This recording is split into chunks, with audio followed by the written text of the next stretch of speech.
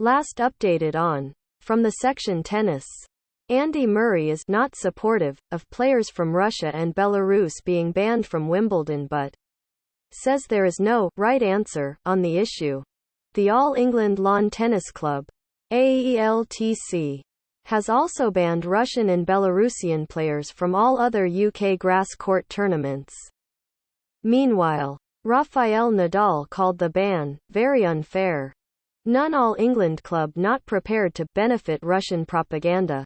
Belarusian players were included in the ban because the country has supported Russia's military action in Ukraine.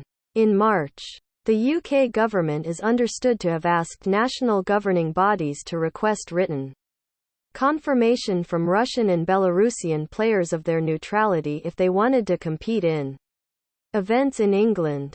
The AELTC, which organizes Wimbledon, consulted the government in April about whether to allow players to compete. When the ban was announced on the 20th of April, it was supported by UK Sports Minister Nigel Huddleston and Culture Secretary Nadine Dorries, and criticised by Kremlin spokesperson Dmitry Peskov. "I'm not supportive of players getting banned," said Britain's Murray, who will play Dominic Thiem in the first round of the Madrid Open on Monday. The guidance from the government was not helpful. "My understanding of the guidance was that Russians and Belarusians can play if they sign a declaration that they're against the war and against the Russian regime. I'm not sure how comfortable I would feel if something happened to one of the players or their families as a result of signing the form. I don't think there's a right answer. I have spoken to some of the Russian players. I've spoken to some of the Ukrainian players. I feel really bad for the players who aren't allowed to play, and I get that it will seem unfair to them. But I also know some of the people who work at Wimbledon. And I know how difficult a position they were in.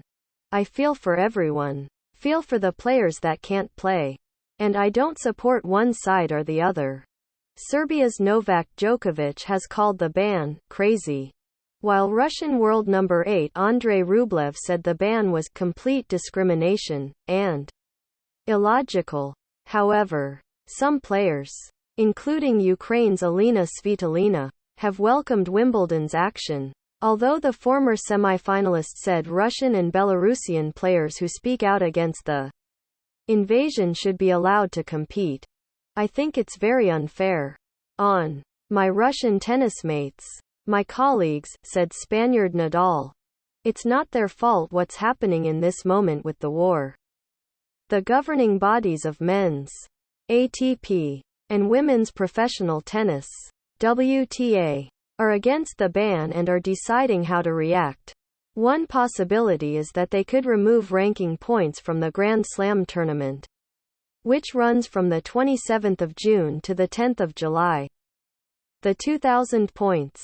"Whenever we go to the Grand Slams, they are really important and we have to go to those tournaments," added Nadal, who is a member of the ATP Player Council.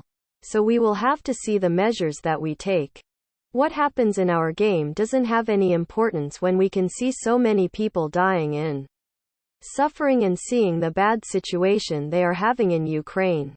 Nadal is set to return to action at the Madrid Open this week, having been sidelined since the 22nd of March with a rib injury.